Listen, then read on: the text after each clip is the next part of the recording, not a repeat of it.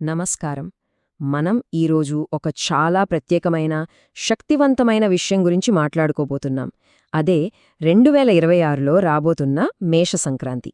ఈ రోజున సూర్యభగవానుణ్ణి శాస్త్రప్రకారం ఎలా ఆరాధించి, ఆయన అపారమైన శక్తిని మన జీవితంలోకి ఎలా ఆహ్వానించాలో వివరంగా తెలుసుకుందాం. ఏప్రిల్ 14, 2026 ఈ తేదీని బాగా గుర్తుపెట్టుకోండి, ఎందుకంటే ఆ రోజున ఒక అద్భుతమైన ఖగోళ సంఘటన జరగబోతోంది.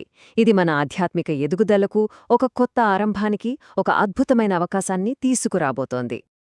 అసలింతకీ మేష సంక్రాంతి అంటే ఏమిటి? ఇది కేవలం క్యాలెండర్లో ఒక రోజు కాదు. వేద జ్యోతిష్య ప్రకారం ఇదే అసలైన సౌర నూతన సంవత్సరం.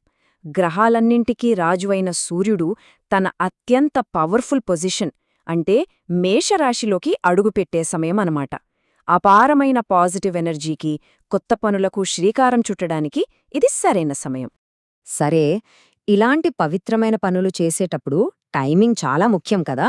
మరి 2026కి సంబంధించిన ఆ ఖచ్చితమైన సమయాలు ఎప్పుడో ఇప్పుడు చూద్దాం. ఇక్కడ ఉన్న ఈ సమయాలు చాలా చాలా ముఖ్యమైనవి. ఉదయం 9:39 సంక్రాంతి ఘడియ మొదలవుతుంది. అంటే సూర్యుడు ఖచ్చితంగా మేషరాశిలోకి ప్రవేశించే ఆ క్షణమది. అయితే మనం పూజలు చేసుకోవడానికి, దానధర్మాలు చేయడానికి పుణ్యకాలం అని ఒక పెద్ద టైం విండో ఉంది. ఇక్కడ మనం ఒక చిన్న కాని ముఖ్యమైన తేడాను గమనించాలి. పుణ్యకాలం, మహాపుణ్యకాలం, ఈ రెండిటి మధ్య వ్యత్యాసమేంటి? సింపుల్గా చెప్పాలంటే పుణ్యకాలమంతా మంచి సమయమే, కాని దాన్లోనూ ఒక ప్రైమ్ టైం ఉంటుంది. అదే మహాపుణ్యకాలం.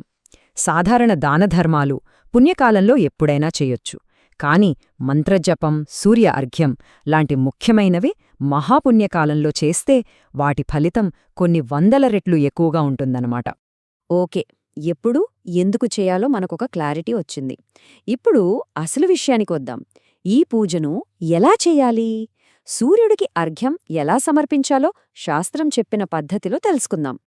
పూజ మొదలుపెట్టే ముందు ఈ వస్తువులు సిద్ధం చేసుకోవాలి. అన్నిటికంటే ముఖ్యమైంది రాగి పాత్ర. ఎందుకంటే రాగికి సూర్యశక్తిని గ్రహించే గుణం ఉంటుంది.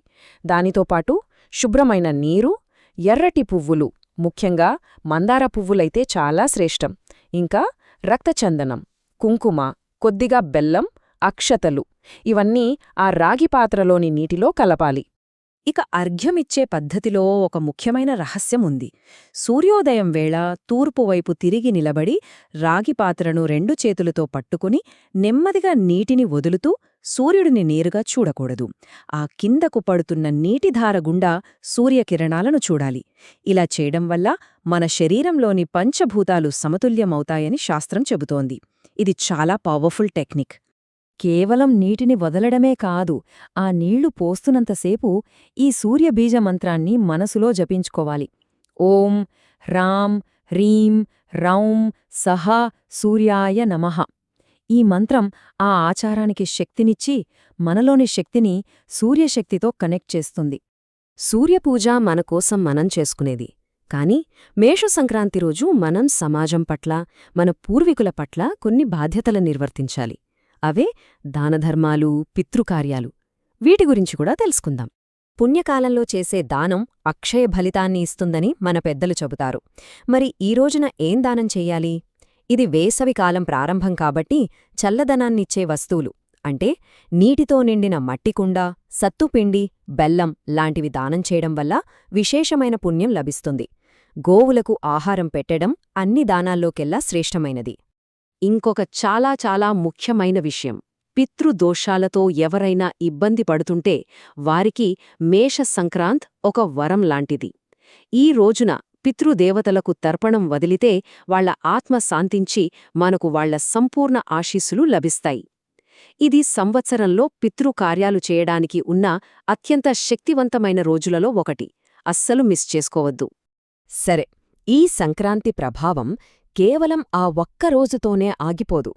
అది రాబోయే సంవత్సరమంతా ఎలా ఉండబోతోందో సూచిస్తుంది.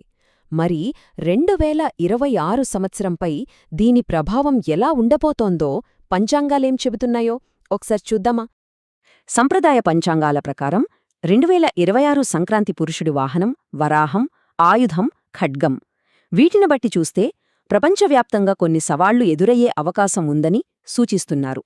నిత్యావసర వస్తువుల ధరలు పెరగవచ్చు. అందుకే వ్యక్తిగతంగా మనం చేసుకునే సాధనలు, పూజలు మనకొక రక్షణ కవచంలా పనిచేస్తాయి. మరి ఈ సవాళ్లను ఎదుర్కోవడానికి, మంచి ఫలితాలు పొందడానికి ఏం చెయ్యాలి? శాస్త్రాలు కొన్ని సులభమైన పరిహారాలు చెప్పాయి. ప్రతిరోజూ ఆదిత్య హృదయం చదవడం వల్ల ఆత్మవిశ్వాసం, విజయం సిద్ధిస్తాయి. అలాగే హనుమాన్ చాలీస పారాయణం ఎటువంటి ప్రతికూల శక్తుల నుండైనా మనల్ని కాపాడుతుంది. ముఖ్యంగా అగ్నితత్వ రాసులవారికి ఈ సంవత్సరం అద్భుతంగా ఉండబోతోంది. చూశారు కదా, మేష సంక్రాంతి అనేది కేవలం ఒక పండగ కాదు, అది ఒక కాస్మిక్ రీసెట్ బటన్ లాంటిది. పాత కర్మలను వదిలించుకొని సూర్యభగవానుడి శక్తితో మన జీవితాన్ని కొత్తగా ప్రారంభించడానికి ప్రకృతి మనకిస్తున్న ఒక అద్భుతమైన అవకాశం. మరి సూర్యుడు తన కొత్త ప్రయాణాన్ని మొదలుపెడుతున్న ఈ సమయంలో ఈ అపారమైన శక్తిని మీ ఎదుగుదలకు ఎలా ఉపయోగించుకుంటారు?